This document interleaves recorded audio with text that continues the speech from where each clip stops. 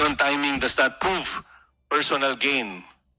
So, mag-i-impeach po tayo ng Vice President na binoto ng 32 million na tao na Pilipino dahil lang sa suspetsa. Pag binasa po nyo itong mga nakalagay sa Article 5 regarding unexplained wealth, SALN violations, bank records and financial forensics, nakalagay lahat sila based on assumptions in preliminary documentary leads, hindi po solid proof. It keeps saying that a forensic review will uncover unexplained assets, but as of now, wala naman napakita yung complaint. Wala man lang attachments na kahit ano to prove itong sinasabi na unexplained wealth.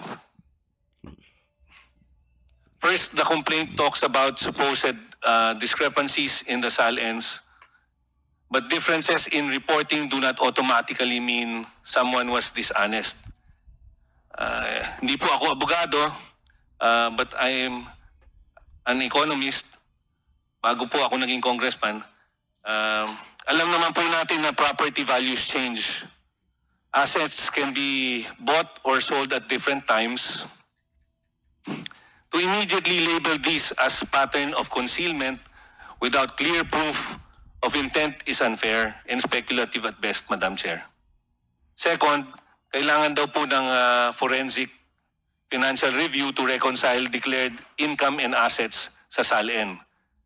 Identify unexplained inflows or transfers and trace the disposition of public funds alleged to have been diverted.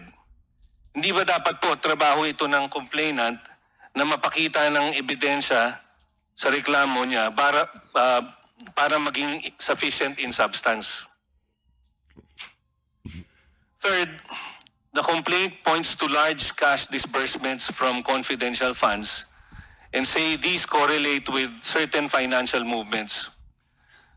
But yung mismong complaint admits in paragraph 237 that correlation is not conclusive. Suspicion based only on timing does not prove personal gain. So, mag-i-impeach po tayo ng Vice President na binoto ng 32 million na tao na Pilipino dahil lang sa suspetsa.